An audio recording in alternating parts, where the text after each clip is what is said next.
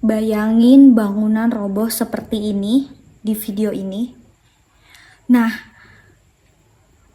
sebelum kita analisa, kalian harus tahu secara basicnya dulu, secara kasat mata. Kalau kita lihat baik-baik, pasti karena salah satunya bobot di dalam bangunan tersebut yang terlalu banyak, sehingga kelebihan beban yang membuat bangunan tersebut roboh tanpa alasan jelas. Tapi kalau kita analisa lebih lanjut, sebenarnya ada beberapa faktor kenapa bangunan tersebut bisa runtuh begitu saja. Yang pertama ada material bangunannya.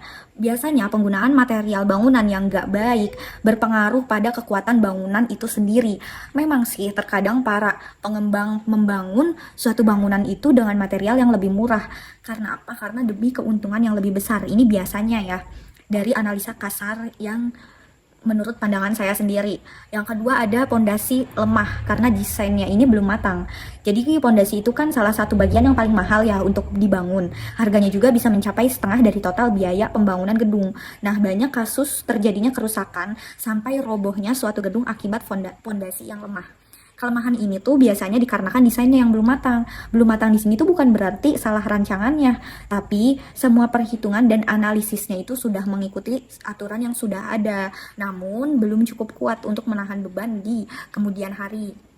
Lalu kekuatan bangunannya itu tidak diuji. Kekuatan dari bangunan itu harus diuji. Hal ini tuh seringkali diabaikan. Kenapa? Karena adanya keinginan kontraktor untuk memotong biaya pengujian bangunan tersebut. Padahal ini salah satu cara untuk menghindari atau meminimalisir terjadinya bangunan tidak layak pakai. Lalu, gimana sih cara mencegah bangunan roboh itu sendiri?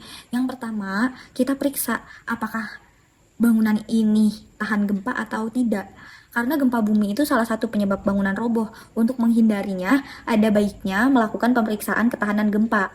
Nah, pemeriksaan ketahanan gempa ini pemeriksaan yang meliputi keadaan bangunan, banyaknya dinding, kestabilan letak dinding, serta keadaan tanah dan pondasi. Dari hasil pemeriksaan itu bisa dinilai ketahanan bangunan terhadap gempa secara umum bagi yang tinggal di rumah sewa atau seperti kontrakan, kos-kosan.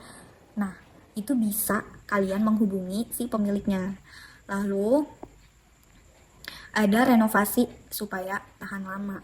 Jadi setelah menjalani pemeriksaan dan ternyata ditemukan nih masalah yang berkaitan dengan ketahanan, perlu tuh dilakukan usaha untuk memperkuat ketahanan bangunan itu. Penting banget untuk membuat rencana renovasi yang pasti.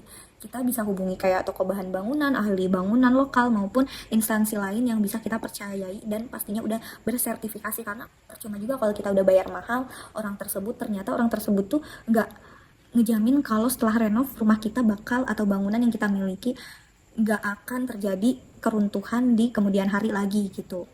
Nah, menurut saya itu reaksi dari video yang saya perlihatkan di awal video ini mengenai gedung yang tiba-tiba runtuh padahal terlihat belum kumuh dan bangunannya itu belum mencapai 10 tahun tapi sudah roboh. Cukup sekian video dari saya. Assalamualaikum warahmatullahi wabarakatuh.